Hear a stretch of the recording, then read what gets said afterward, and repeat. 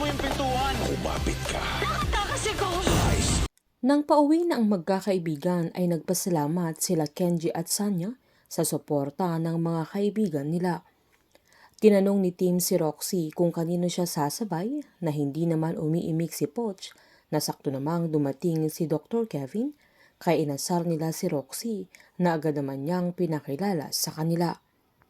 Naglakas loob naman si Gino na sabihan niya si Sky na sa kanya na siya makisabay pero giniit naman ng dalaga na sasabay na siya kila Tim na wala siyang kamalay-malay na ayaw ni Poch na may ibang umueksena sa kanilang dalawa. Sakto namang may tumawag kay Sky na nagulat siya nang si C ang nasa kabilang linya. Takot na takot si Sky kaya agad niyang tinanong kung asaan ang kapatid niya at kung anong nangyari sa kanya. Humahagulgol si C habang sinasabi niyang nakatakas siya at si William ang nagpakidnap sa kanya na mas kinagulat ng kapatid niya. Agad namang sinabi ng dalaga kay Gino na papa niya ang kumidnap sa kapatid niya na kinagulat naman ng binata. Sinabihan ni Gino na i-loudspeaker ni Sky yung phone niya na agad niyang tinanong kung asaan si Z pero humahagulgol siyang humihingi ng tulong na sakto namang hinila na siya ng kidnapper. Agad kinuha ni Tim yung number na ginamit ni Z na agad nilang pinuntahan yung lugar kasama ang mga pulis. Na-recover nila sa lugar yung phone na ginamit ni Z at yung isang pares ng sapatos niya. Inutos ni Chief Concha na kailangan nilang i-process ang mga yun. Agad namang sinabi ni Sky na nasabi ni Z na si William Acosta ang dumukot sa kanya. Sinaad naman ni Gino na hindi nakakakilos ang papa niya kaya hindi niya maintindihan kung paano nadukot ng papa niya ang kapatid niya.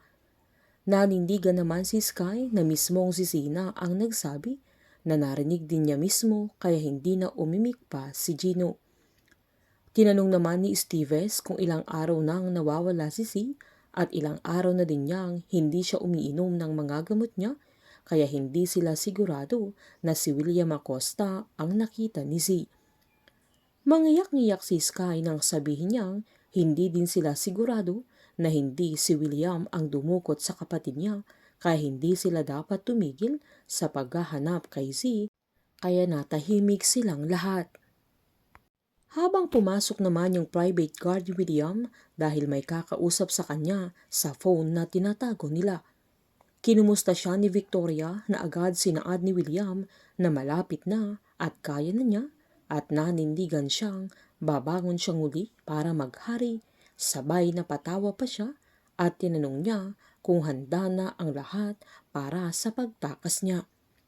Pinasigurado naman ni Victoria na handa na ang lahat at masusunod lahat ng plinano nila. Nangako pa si Victoria na si William mismo ang tatapos kay Z at Sky. Habang naglibot mag-isa si Sky malapit sa lugar kung saan nakita ang sapatos ng kapatid niya at makikita niya yung puting van na pinagsakyan kay Z kaya susundan niya ito. Magpapanik naman sa hospital dahil sa bantang may bombang sasabog kaya nilabas lahat ang mga pasyente na parte yun sa plano nila William at Victoria. Sinubukang ipaharang ni Sky yung isang rescue team dahil doon nakasakay si William pero huli na ang lahat dahil nang sundan nila Tim at Gino ay wala nang laman ang rescue car na humagulgol naman ang dalaga nang malaman niyang nakatakas na ang taong kinakatakutan nila.